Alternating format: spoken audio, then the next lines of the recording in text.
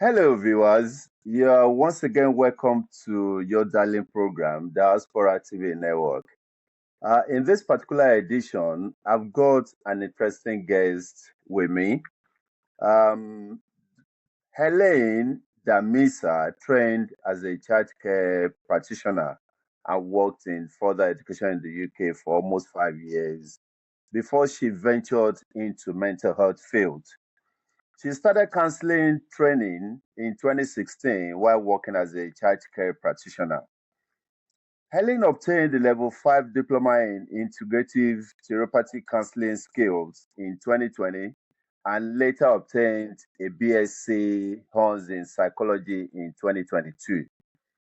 She is a master's degree holder in cultural psychology and psychiatry in 2024.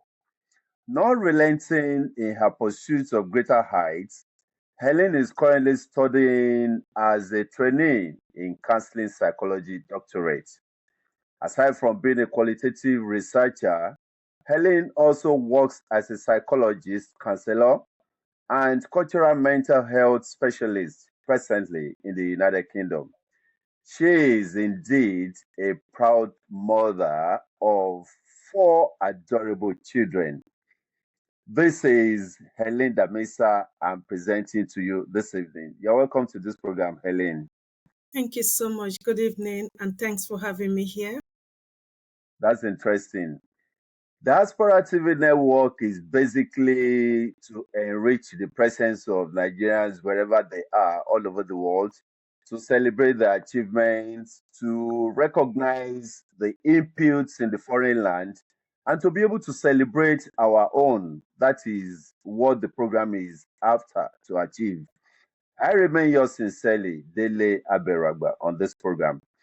Today, I'm going to be taking Helen through a couple of issues that are going to touch you definitely. These are things that affect you and I in our day to day living. And I'm pretty sure that after this session, you will definitely marvel at the rich experiences that Helen has been able to garner in the United Kingdom and how she's been affecting and impacting the lives of people in the United Kingdom. Now, Helen, I'm going to ask you, how long did it take you to study and attain these professional degrees as a mother and looking after yourself as well? Thank you. Like you said in your introduction, I started as a childcare practitioner, and that was in 2014. I started. Before then, I was just a mom looking after my children and just caring for them. So I started working as a vocational assessor initially in a college, and there was this opportunity that came up to do PGCE.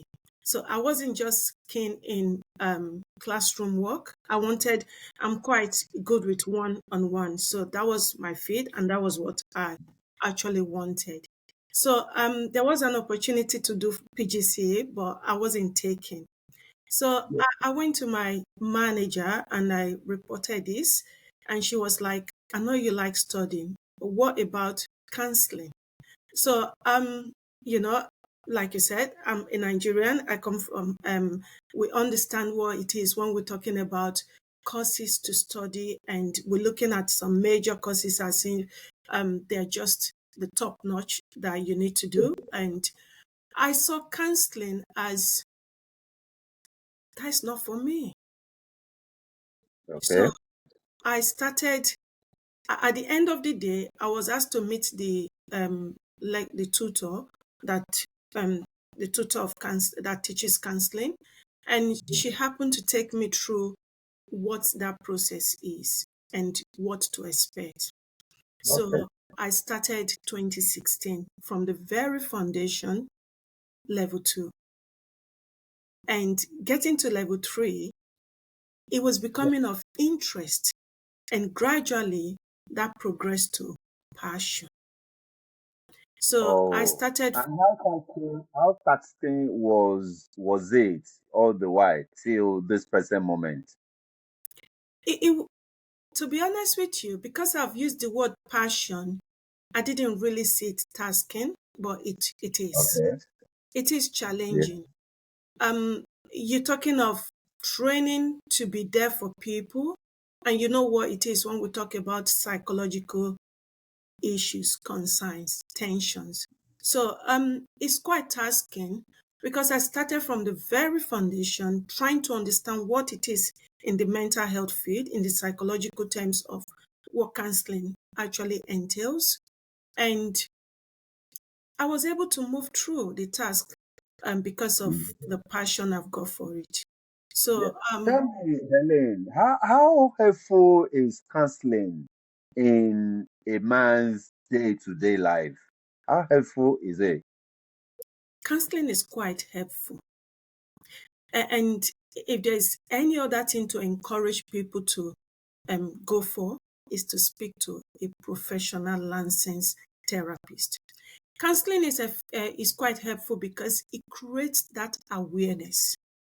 All It right. helps you to understand you more. So, and I know generally people feel like, you know what, um, to attend counseling means you've got psychological problems. No, it creates an insight. It gives you insight. You're sharing with someone that is unbiased, unjudgmental, accepting of you. So it Mm, helps you to have an awareness of who you are and to understand what is going on for you. mm, So it helps you to understand emotions. It gives you insights to understand emotions. mm, So counseling is quite really effective because number one, it creates awareness. It helps you to understand you. It helps you mm, to have good intrapersonal relationship with people mm. and with yourself. It helps you to be able to manage day-to-day stress. Yeah.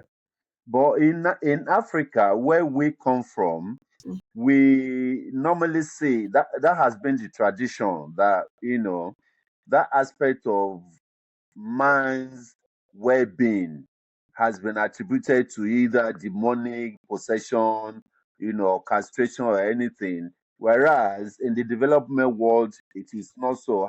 How do you see this perception? Um, yes, just like what you said, it is true because we look at it from different perspectives based on um, the cultural aspects that we all come from. So yes, in the African setting, countries, there have been research about what you've just said in terms of the different perception to how we kind of view mental health as either demonic or it's a cause. If you look back into history, I think historically during the colonial era in 1996, no, 1916, if I'm right here. Yes, I'm right. 1916. There was the lunacy ordinance of legislation that was passed, and it was to detain anyone that has a mental health issues. Yeah, So if you look back into that history, it wasn't encouraging. So even this act was criticized, and yeah, in 1958, it was amended and it was called the Lunacy Act. And even with that, it wasn't still in a very good place to place our people to understand what is a mental disorder. And if mm, you're looking at it from the religious part of it also, religious aspect, it wasn't in those days in the Orthodox churches, it wasn't something that was quite encouraged. People see it as right. a cause if you're going through um, issues that are quite mental disturbing. And when you're talking about these issues, we're talking about mental illness in terms of depression, anxiety, psychosis, and the rest. So at the end of the day, it's quite it's the perception is different because we're talking about the Western world that have laid the foundation, that have given that psychoeducation to its people, that they have they understand what it is, and there is those resources and support for the people going through this to be accepted and be treated. But in our country, continent, if I want to use Africa as a whole, is quite different because historically from the beginning, it wasn't something that we are given that understanding to know what it is in terms of what present as a mental health problem. So because of this, and also because of stigma and the shame attributed to this. So people tend to shy away from it and have different perception. And again, religion play a big part in all this. So we really don't speak about all this. I think when we start speaking about it and come to terms with what it is, we be able to change our perception of what we know about mental health and mental illnesses. Yeah. Basically, Helen, our dear country, Nigeria, was 65 years old yesterday. Mm. And from research, I've been able to discover that the federal government of Nigeria has almost entirely neglected the aspect of mental health care in that country. What impact do you think that these have had on the citizens, of Nigeria? From yes, we are 65 years old yesterday, and it was celebration in some part, and in some part it was quite a very silent one. So yes, like I said earlier, this is something that is quite systematic, and it dates back to the historical time of our colonial masters. So it is something, it's a process that the government is following, and without psychoeducation and without provision of resources and even professionals to work in this field, yes, it will have great impact on the people in terms of, I'm not out actually going to say yes, there is a neglect here, because I think recently in 2023, they've just passed the mental health bill in Nigeria, which is quite really encouraging to know that the bill has some provisions for mental health care for each citizen. And I think of recent again, I saw a post by an honorable in Nigeria where we're talking about reforms in mental health, and the bill of the 2023 bill is part of this. So I'm not going to actually say there's a great neglect. I think we need to appreciate what our leaders are doing now. There is becoming a progress in terms of how we view mental health and how we talk about mental health. And gradually we're progressing into that place whereby we want people to have access to treatments, and there should be more professionals in this field that will be there for people and will be able to support people with what they go through. Yeah. Let's talk about the ongoing, high rates of social, vices like banditry, kidnapping, moral decadence among youths and all that. Even corruption in high places, in government establishments and all that. Would you believe, Ellen, that all this could be attributed to mental health, illness in people? Do you agree with that? I don't think I agree with that. I wouldn't want to agree with that. I want to see it as a society that is becoming quite dysfunctional. However, to some extent, there might be a little bit of mental health issues here. But if you look at it in the wider um, perspective in terms of what it is right now in Nigeria, then you'll be looking at what is mental health. So Yeah. the banditry and the rest, is everyone involved having mental health issues? I think we're becoming to have a culture that is quite fragmented. We're becoming to have a culture that is, we really don't know what we stand for as a people. There is no value to human lives, and we're not really standing for what we know. Growing up, Nigeria was a safe place. I tell you right now, it is a place where everyone is so scared, which is quite really disturbing to know. So when we talk about mental health, we're talking about each illnesses that are diagnosed that are as a result of a condition. We're talking about depression. We're talking about psychosis, which is an umbrella terms for schizophrenia and everything that could happen to a person. So when you look at the banditry, we're only looking at a culture that needs restructuring. I wouldn't say it's all of mental health issues. I think Yes. it's more of a culture that needs restructuring. Helen, you've lived the better part of your life in the United Kingdom, Mm. and I want to ask you this: how would you want, having lived here, having studied here, having been into professional practice as we speak, how do you think that Nigeria could make provisions for more mental health professionals and even awareness so that people will be able to access the services?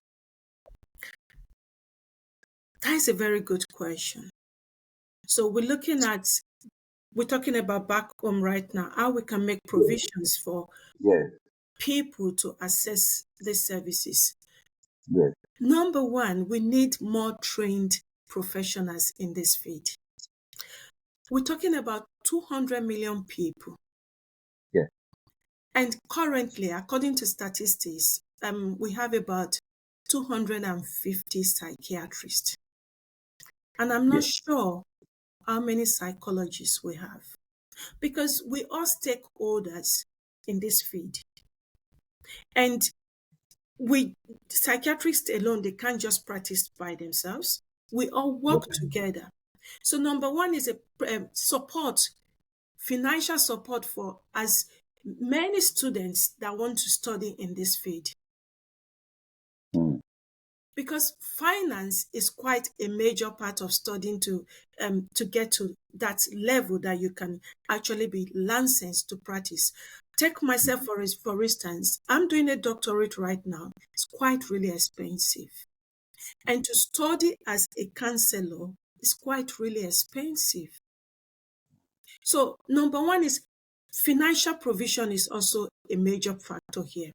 So if the government can provide scholarship Mm. to support students, aspiring practitioners in the field also, I think scholarship can help in the long run.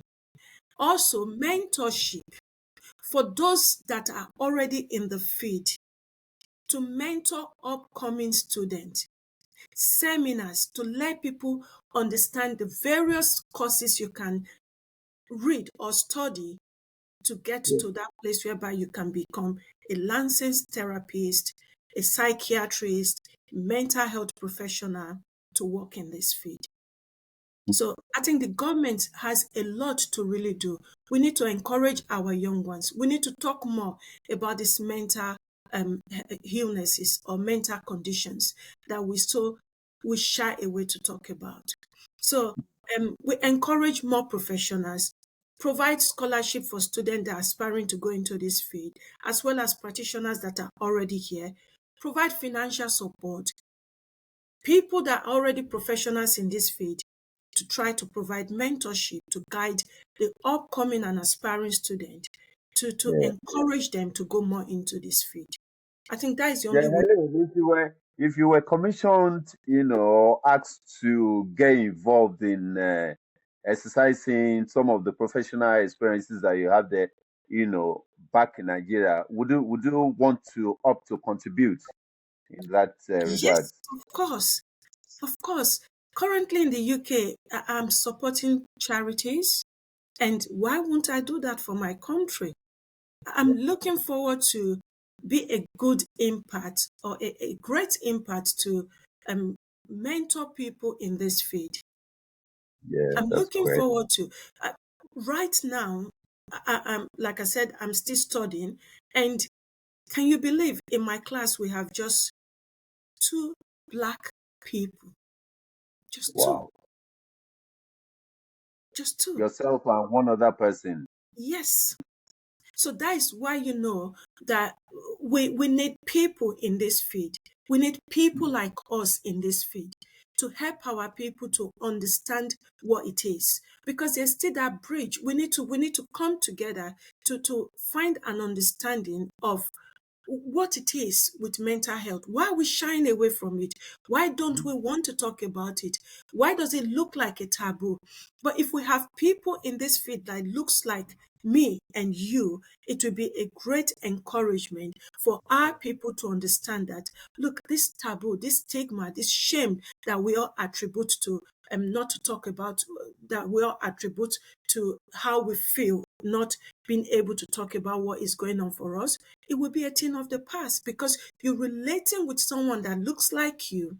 So you feel so relaxed. I'm not saying you can't, you're not going to feel relaxed if you're talking to another person from another race, but there is that relatedness.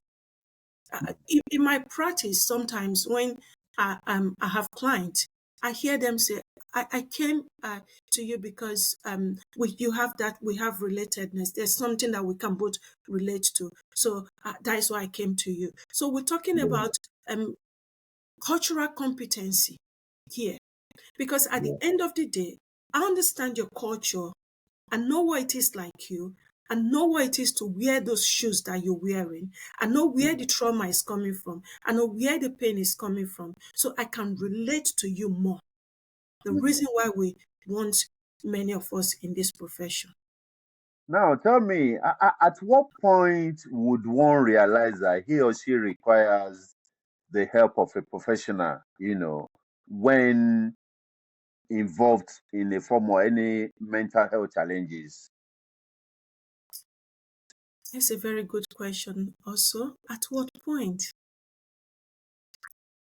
Like, When we talk, what would I be feeling? And I would, something will say to me that, oh, I think I probably need the services of a professional at this point for me to get out of this, mood or something. yeah. Again, when we're looking at that, we're not looking at just when you have a mental breakdown. It's a Yeah. build up. It's a build Okay. up. So sometimes people go into distortions. They have thinking errors that doesn't make sense to them. And they just want a professional to run through this with them and explore what it is with them. So you can have thoughts that are unhelpful. And we Hmm. refer to them also as intrusive thoughts. So Yeah. these thoughts are there. You're not understanding yourself. You don't know what it is. And it can also be sleep issues. We overlook some things that needs significant attention. Sleep Hmm. is very important. Some people struggle to sleep. It can be related to psychological issues.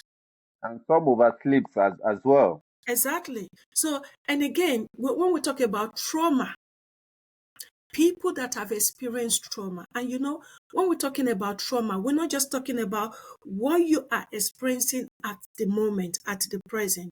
We're talking about Exactly. what you have been through and what the wound that has left for you to take. So we're Hmm. talking about the wound, what that trauma left for you.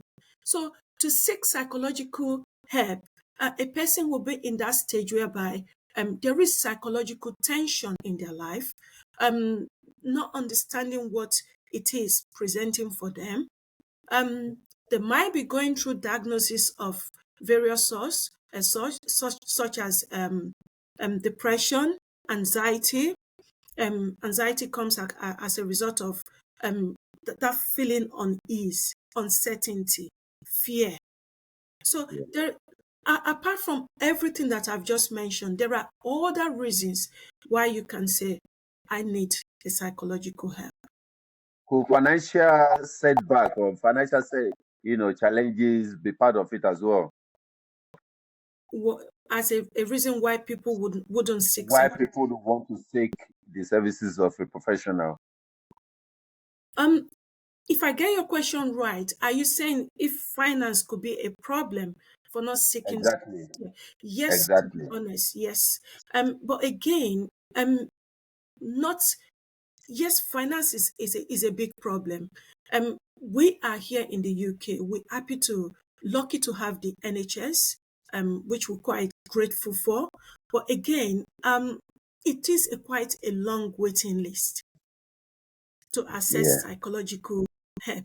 So we all know this. So finance is a problem.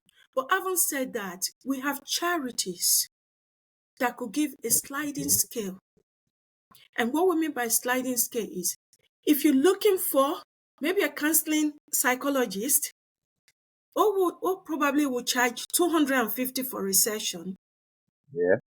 is worth it because the training is not easy. But Oh, again, yeah. you can have a, a charity that will do a sliding scale Yeah. that might even be free. And again, even in my own practice, I do sliding scales because I understand everyone is not in the same position in terms of finance to be able Oh, to yeah. afford it. So Oh, yeah. counseling, yes, counseling is quite expensive, but then there is substitute in terms of the provision, in terms of the Yeah. Do we say it's only finance that could be a barrier to, seeking mental health, treatment? lack of education of what it is can also be a All problem. Not knowing what it is, lack of right. understanding, not having that psychoeducation. All right. Take for instance, we still have it even in the United Kingdom with some black families whose children will be diagnosed with autism, ADHD. They shy away from Yeah. it. They don't go They further don't to see want to be identified with it. now because they see it as stigma. How do I Hmm. say my son or my daughter is ADHD or has ADHD or has autism? Hmm. How do I even, if you want to also think about it, emotions, we don't really talk about emotions. We're from that culture whereby keep it to yourself, no one should hear it. So psychoeducation can help people to understand, look, these are just barriers that you're putting on yourself. You can actually say it the way it is and you can get the help. And also, uh, uh, intercession is also part of what could prevent people from actually seeking help. So when we're talking about intercession here, um, you can see what is happening in the UK of recent. It is quite disheartening to see that immigration has become the talk of the town, and no one is.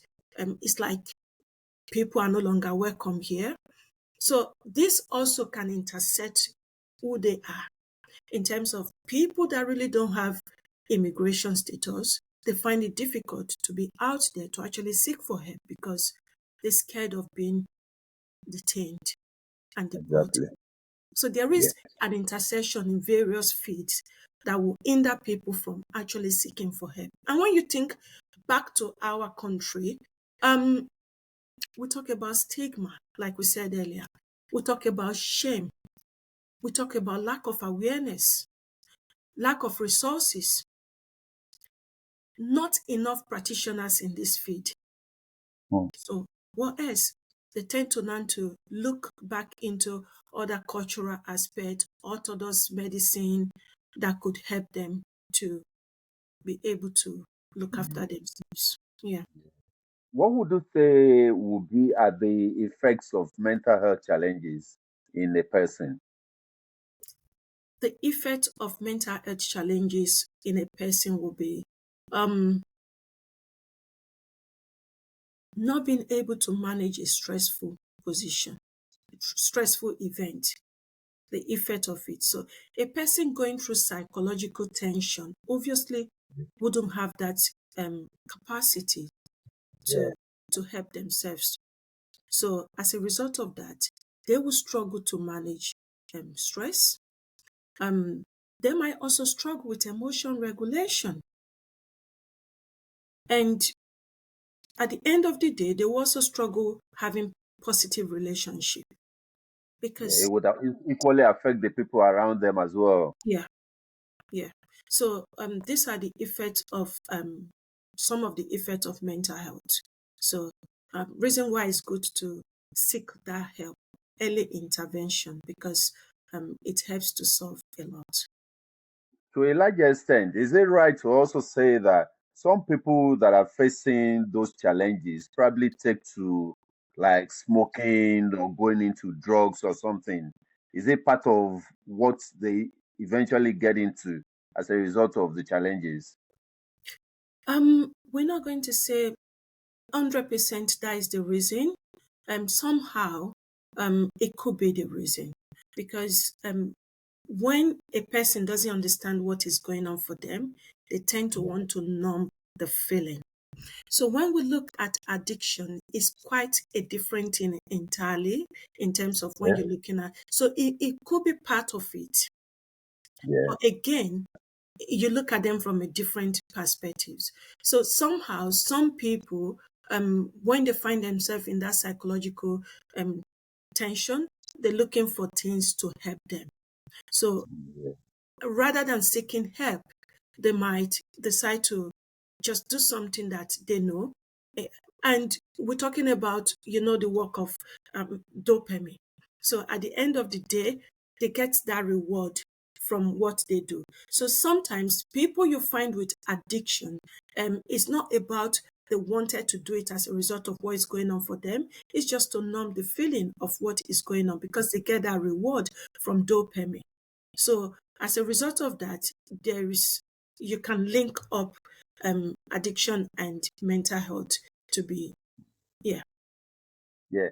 Thank you, Helene. Are there effective mental health treatments that an individual could, seek to be able to get out of the challenges? Yes, obviously there are effective mental health treatment. Just like I'm Okay. saying, counseling is one, which is called Yeah. talking therapies. Um, Counseling is effective. We have had so much evidence base. You talk about CBT. You talk about psychodynamics. You talk about person-centered. We have various forms of therapies that you can say yes, it has been quite effective in terms of managing mental health and managing mental illness. And also medication. We have antidepressant. So we have medication that can help people to stabilize what it is for them and be able to function again. So there are so many effective um, strategies to help people here to manage what it is for them.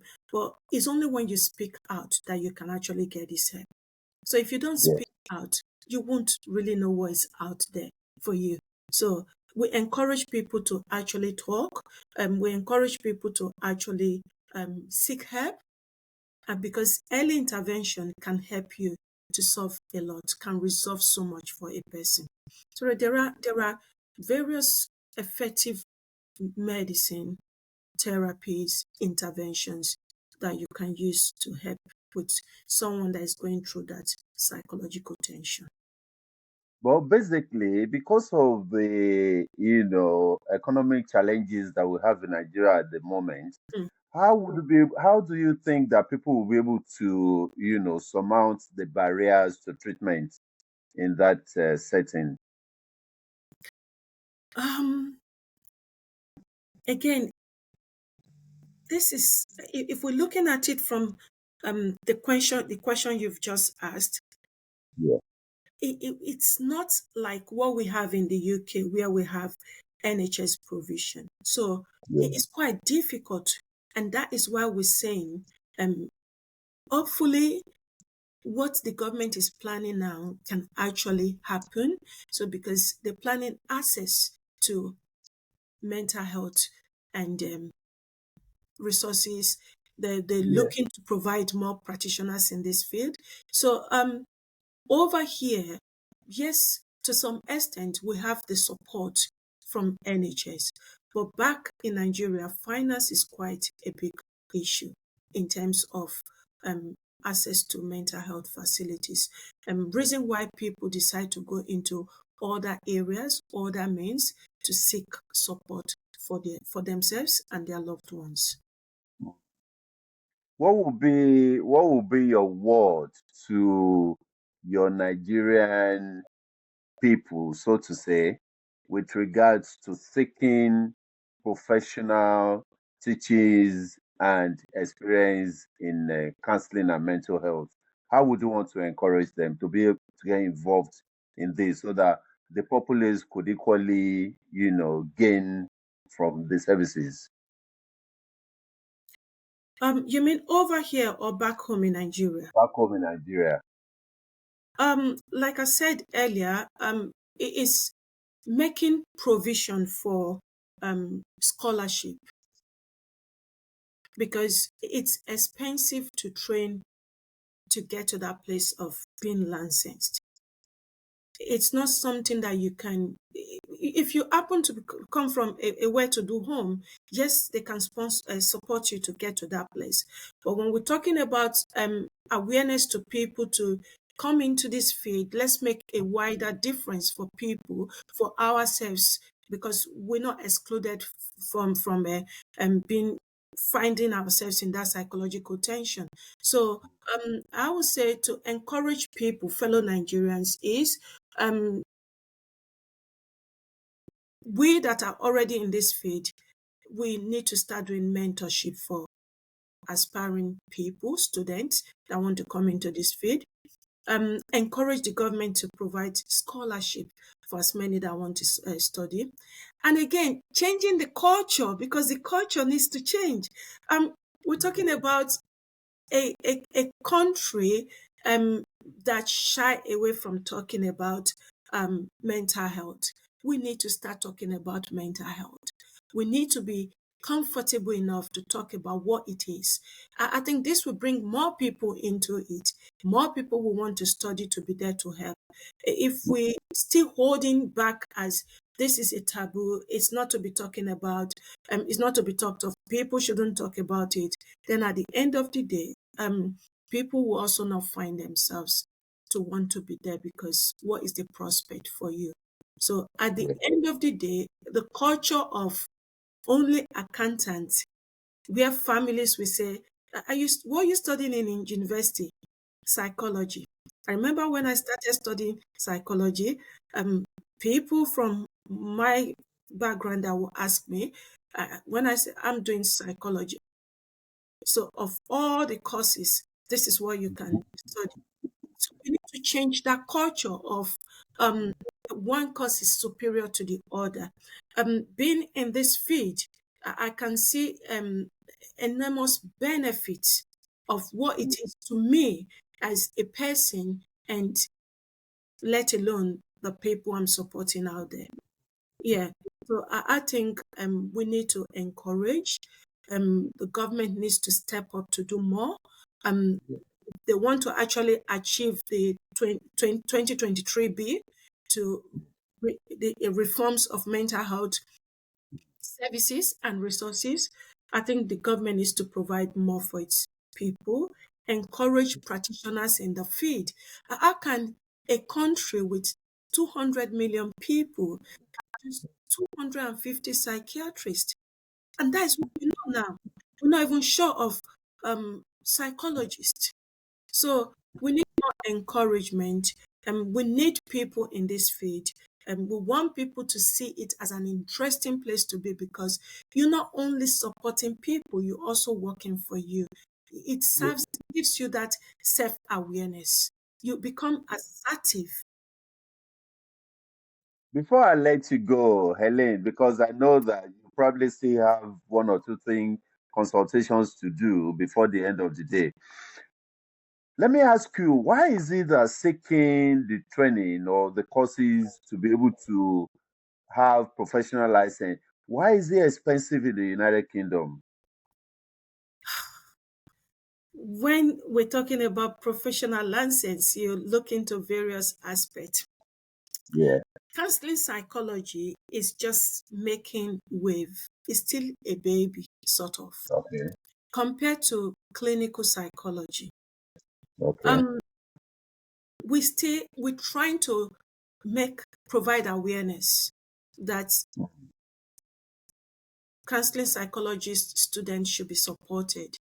So some sectors look into other trainings as more important, and some they're not paying attention, which counseling psychology happen to be one of such. So if you're training to be a clinical psychologist now, you will be sponsored by the NHS. Okay. So Okay. it's quite expensive because of the processes that you have to go through to train as a counselor. Once you get to a level 4, you will need to attend personal therapy as a process of your training.